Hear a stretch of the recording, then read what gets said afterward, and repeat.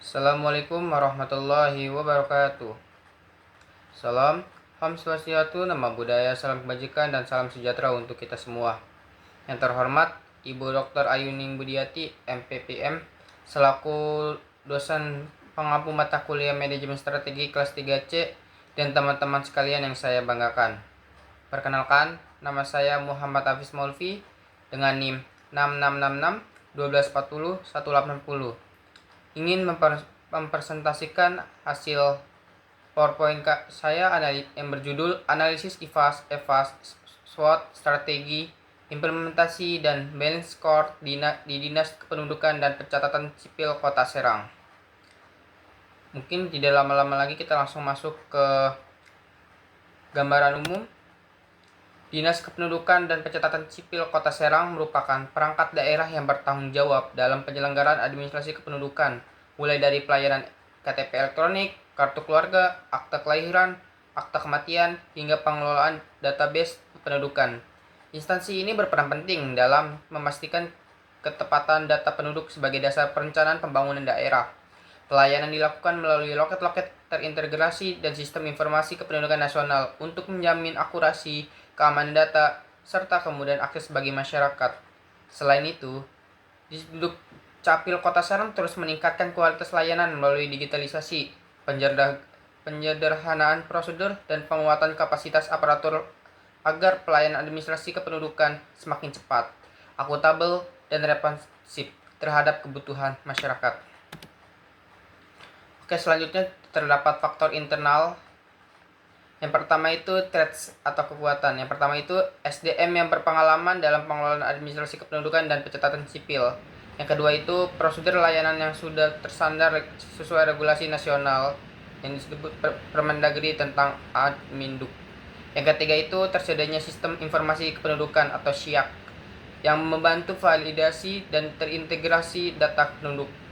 Yang keempat itu jangkauan layanan luas melalui kerjasama dengan kecamatan dan layanan jemput bola. Dan yang terakhir itu komitmen organisasi dalam peningkatan kualitas pelayanan publik, termasuk inovasi layanan berbasis teknologi. Selanjutnya ada weakness atau kelemahan. Yang pertama itu ketergantungan pada sistem pusat sehingga gangguan server dapat berdampak langsung pada pelayanan. Yang kedua itu kapasitas SDM digital belum merata, terutama dalam pengoperasian aplikasi layanan terbaru. Yang ketiga itu fasilitas dan ruang pelayanan masih terbatas, menyebabkan penumpukan antrian pada jam sibuk. Yang keempat itu belum optimalnya digitalisasi dokumen, sehingga proses temu kembali arsip kadang membutuhkan waktu yang lama. Dan yang kelima itu sosialisasi layanan belum rata, menyebabkan sebagian masyarakat belum memahami prosedur dan persyaratan pelayanan. Nah, setelah tadi ada faktor internal, sekarang masuk ke faktor eksternal. Yang pertama itu opportunities atau peluang. Pertama itu dukungan regulasi nasional terkait percepatan digitalisasi layanan administrasi kependudukan. Yang kedua itu perkembangan teknologi informasi yang memungkinkan penerapan layanan online dan otomatisasi dokumen. Yang ketiga itu kerjasama dengan pemerintah kecamatan dan desa sehingga layanan dapat diperluas melalui unit layanan mandiri. Yang keempat itu peningkatan kebutuhan data kependudukan dari berbagai sektor seperti pendidikan, kesehatan, bantuan sosial untuk mendorong sinergi data lintas instansi. Yang terakhir itu tingkatnya antusiasme masyarakat terhadap pelayanan cepat yang dapat menjadi dorongan inovasi dan pelayanan. Selalu selanjutnya ada threats atau ancaman. Yang pertama itu resiko kebocoran dan keamanan data seiring meningkatnya penggunaan sistem digital. Yang kedua itu tingginya jumlah penduduk dan mobilitas warga yang meningkatkan beban pelayanan setiap tahun. Yang ketiga itu gangguan jaringan atau server pusat yang berada di luar kendali di Duscapil namun sangat mempengaruhi pelayanan. Yang keempat itu kesenjangan literasi digital masyarakat sehingga masih banyak warga kesulitan menggunakan layanan online. Yang kelima itu perubahan kebijakan pusat yang cepat yang menuntut adaptasi organisasi dan SDM secara terus-menerus. Nah, selanjutnya itu masuk ke pembobotan dan penilaian SWOT. Pertama itu ada faktor internal yang dengan IFAS. Yang pertama itu weakness, pertama itu ketergantungan pada sistem pusat dengan bobot 0,25 dengan rating 4 dengan skor 1. Yang selanjutnya itu kapasitas SDM digital belum rata. dengan bobot 0,2 dengan rating 3 dengan skor 0,6. Yang ketiga itu fasilitas dan ruang pelayanan dengan bobot 0,2 dengan rating 3 dengan skor 0,6. Yang keempat itu digitalisasi dokumen belum optimal dengan bobot 0,2 dengan rating 3 dengan skor 0,6. Lalu sosialisasi layanan belum rata dengan bobotnya 0,15 dengan rating 3 dan skor 0,45. Dengan total bobot tersebut 1 dan skor itu 3,2. Lalu selanjutnya ada traits. Yang pertama itu sumber daya manusia berpengalaman dengan bobotnya 0,25 dengan rating 4 skor 1. Kedua itu prosedur layanan sesuai regulasi dengan bobot 0,2 dengan rating 4 skor 0,8. Yang ketiga itu sistem informasi kependudukan dengan bobot 0,2 rating 4 skor 0,8. Yang keempat, jangkauan layanan luas dan jemput bola yang dengan bobot 0,2 dengan rating 3 dengan skor 0,6. Lalu ada komitmen inovasi layanan berbasis teknologi dengan bobot 0,15 dengan rating 3 dengan skor 0,45 dengan total bobot 1 dan skor 3,65. Selanjutnya ada pembobotan dan penilaian SWOT dalam faktor eksternal dengan melalui EVAS. Yang pertama itu dengan traits. Yang pertama itu resiko kebocoran dan keamanan data dengan bobot 0,35 dengan rating 4 dengan skor 1,4. Selanjutnya itu ada tingginya jumlah penduduk dan mobilitas warga dengan bobot 0,25 dengan rating 4 dengan skor 1. Lalu gangguan jaringan atau server pusat dengan bobot 0,2 dengan rating 3 dengan skor 0,6. Selanjutnya ada kesenjangan literasi digital masyarakat dengan bobot 0,1 dengan rating 3 dengan skor 0,3. Lalu terakhir itu perubahan kebijakan pusat yang cepat dengan bobot 0,1 dengan rating 3 dengan skor 0,3. Lalu dengan total bobot T1 dan skor 3,6. Selanjutnya ada opportunity yang pertama itu dukungan regulasi nasional percepatan digitalisasi dengan bobot 0,25 dengan rating 4 dengan skor 1. Lalu ada perkembangan teknologi informasi untuk layanan online dan otomatisasi dengan bobot 0,25 dengan rating 4 dan skor 1. Lalu kerjasama dengan pemerintah, kecamatan, dan desa dengan bobot 0,2 dengan rating 3 dan skor 0,6. Lalu selanjutnya ada peningkatan kebutuhan data kependudukan lintas sektor dengan bobot 0,15 dengan rating 3 dengan skor 0,45. Lalu yang terakhir itu antusiasme masyarakat terhadap layanan cepat dengan bobot 0,15 dengan rating 3 dengan skor 0,45 dengan total bobot 1 dan skor 3,5. Selanjutnya ada kuadran yang bernama matrix SWOT. Dengan kuadran itu yang pertama itu EVAS berada pada sumbu X dengan nilai strength dengan weakness sama dengan 0,20. Lalu EVAS-nya berada pada sumbu Y dengan nilai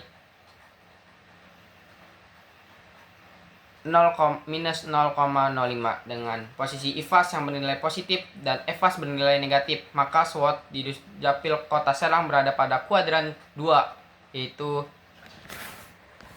pertumbuhan. Kuadran 2 menunjukkan bahwa organisasi memiliki kekuatan internal yang baik, namun memiliki tekanan atau ancaman eksternal yang cukup tinggi. Oleh karena itu, strategi yang tepat adalah strategi ST, yaitu memanfaatkan kekuatan untuk mengurangi ancaman seperti penguatan digitalisasi layanan, peningkatan SOP, serta optimalisasi kerja sama dengan kecamatan dan kelurahan untuk menjaga kualitas layanan di tengah tantangan eksternal.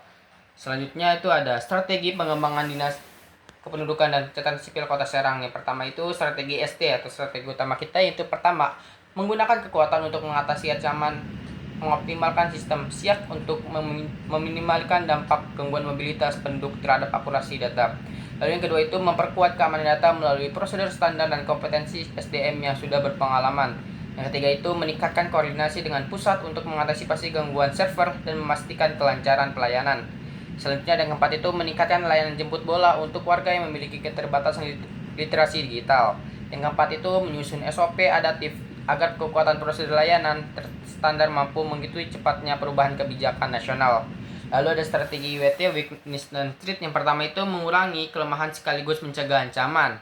Lalu untuk melakukan percepatan digitalisasi dokumen untuk mengurangi risiko kehilangan atau kerusakan arsip. Yang kedua itu meningkatkan pelatihan pegawai untuk menghadapi perubahan kebijakan pusat dan tuntutan kompetensi baru. Yang ketiga itu memperkuat infrastruktur jaringan lokal untuk mengurangi dampak gangguan sistem pusat. Yang keempat itu memperluas edukasi layanan kepada masyarakat guna mengatasi kesenjangan literasi digital. Yang kelima itu mengoptimalkan perencanaan ruang pelayanan untuk mengurangi penumpukan warga seiring meningkatnya permintaan layanan. Lalu ada strategi SO atau Street Opportunity. Yang pertama itu memanfaatkan kekuatan untuk menangkap peluang dengan mengoptimalkan SDM berpengalaman untuk mempercepat implementasi digitalisasi layanan admin. Yang kedua itu memanfaatkan sistem SIAK untuk memperkuat integrasi data dengan instansi pendidikan, kesehatan, dan bantuan sosial. Yang ketiga itu mengembangkan inovasi layanan online berbasis teknologi guna untuk memenuhi kebutuhan masyarakat akan layanan dengan cepat. Yang empat itu memperluas jangkauan layanan jemput bola melalui kerjasama dengan kecamatan atau desa sebagai respon terhadap tingginya mobilitas penduduk. Kelima itu menggunakan prosedur layanan yang sudah tersandar untuk mempercepat adaptif terhadap kebijakan nasional terbaru. Lalu strategi WO atau weakness dan opportunity. Yang pertama itu mengurangi kelemahan dengan memanfaatkan peluang dengan meningkatkan kapasitas SDM melalui pelatihan digital seiring berkembangnya teknologi informasi pelayanan adminduk. Yang kedua itu memperbaiki fasilitas layanan dengan dukungan regulasi pemerintah mengenai peningkatan kualitas pelayanan publik. Yang ketiga itu mempercepat digitalisasi dokumen untuk memanfaatkan peluang integrasi dan permintaan data lintas sektor. Yang keempat itu menguatkan sosialisasi layanan berbasis media digital untuk menjangkau masyarakat lebih luas. Yang kelima itu mengembangkan layanan online sebagai solusi atas keterbatasan ruang dan antrian berlebih. Selanjutnya juga ada implementasi strategi menurut Ibrahim 2024. Yang pertama itu perumusan strategi. Menurut Ibrahim 2024, perumusan strategi harus dimulai dengan analisis situasi spesifik organisasi. Untuk Distrik Capil Kota Serang ini berarti memetakan kondisi layanan saat ini, kapasitas loket, tingkat digital SIAK, dan waktu layanan dan penyebab antrian. Dari pemerataan tersebut ditetapkan tujuan strategi jangka menengah dengan 100% yang utama digitalisasi selama 2 tahun, penurunan waktu tunggu dengan 40%. Prioritas program digitalisasi surat dan arsip, perluasan layanan jemput bola, penguatan literasi digital masyarakat, serta indikator kinerja terukur yang mengikat seluruh unit kerja. Lalu juga ada pelaksanaan strategi atau strategi implementasi yang menurut Ibrahim pada 2024, pelaksanaan harus menerjemahkan sasaran ke dalam rencana aksi yang konkret. Dengan pertama itu rollout modul digitalisasi dokumen dan terintegrasi SIAK dengan portal layanan online. Yang kedua itu pembentukan tim implementasi lintas bidang dengan peran jelas dan alokasi anggaran. Yang ketiga itu program pelatihan intensif SDM untuk mengoperasikan sistem dan SOP baru. Serta yang keempat itu pilot layanan digital di kecamatan prioritas lalu skala up berdasarkan evaluasi. Seluruh kegiatan dilengkapi dengan timeline, penanggung jawab, dan aliran sumber daya agar transformasi menjadi terukur dan terdokumentasi. Lalu ada evaluasi strategi atau strategi evaluasi. Menurut Ibrahim, evaluasi dilaksanakan melalui penguatan berkala secara KPI dan mekanis feedback cepat, pembuatan dashboard monitor real time atau waktu layanan IKM, jumlah layanan digital, review triwulan untuk mengidentifikasi gap serta mekanisme corrective action dengan memperbaiki SOP, penambahan pelatihan, dan penyesuaian anggaran. Selain itu, diterapkan audit kinerja tahunan dan survei kepuasan publik untuk memastikan strategi adaptif, akuntabel, dan berkelanjutan sesuai dinamika kebutuhan warga Kota Serang. Lalu di sini juga ada The Bell Score Dinas Kependudukan dan Pencatatan Sipil Kota Serang yang dengan finansial sebesar 65%, dengan internal 88%, dengan customer dengan 80%, dengan learning dan growth dengan 78%. Di atas ini bisa dibaca.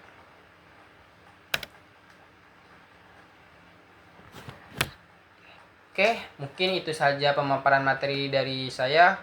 Kurang lebihnya mohon maaf. Assalamualaikum warahmatullahi wabarakatuh.